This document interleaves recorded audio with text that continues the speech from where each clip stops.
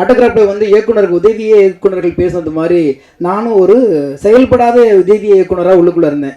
ஏன்னு கேட்டிங்கன்னா கட்டுக்கட்டாக எழுதிட்டு உட்காந்துருப்பேன். மத்தியானம் அசிஸ்டன்ட் கூட சேர்ந்து சாப்பிடுவேன். அவங்க கூட வந்து வெளியில் போனால் அங்கேயே இருப்பேன்.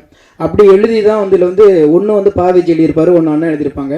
அதை மீறி எல்லாத்துலேயுமே அதில் இருப்போம். ஆனால் யார் பாட்டு எழுதினாலும் எங்கே போனாலும் திருத்தம்னா அவர் டேபிளுக்கு முன்னாடி நான் உட்காரணும், 2 பேரும் எதாவது பேசிக்கிட்டே இருப்போம். அப்படி பயணப்பட்ட இந்த படம் 21 வருடங்கள் கழித்து மறுபடியும் இங்கே கொண்டாந்து நிலை நிறுத்திருக்கு. இதே ஆர்வத்தோடு இதே படைப்பு உயிர்ப்போடு இருக்குன்னா அன்னைக்கு அவரவர் வாழ்க்கையில் அமைச்ச அந்த பாதை இன்னைக்கு ஏறத்தாழ ஒரு 3000 பாடல்களை கடக்கிற அந்த சூழலை ஏற்படுத்தி கொடுத்த ஒரு அற்புதமான ஒரு மேடை. அதுக்கு பக்கத்தில் உட்காந்துருக்காரு பாருங்க. இவர் என்னை 3 படத்தோட விட்டுட்டாரு.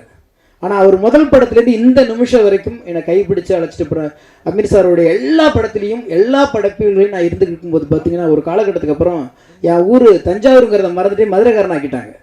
ஏன்னா இவங்க 2 பேர்த்து கூட சேர்ந்த இவங்க 2 பேரும் என்னுடைய சினிமாவில் மிகப்பெரிய பலம். நான் இல்லைன்னா உண்மையிலே எப்பயும் நான் தொலைஞ்சு போயிருந்துருக்கலாம்.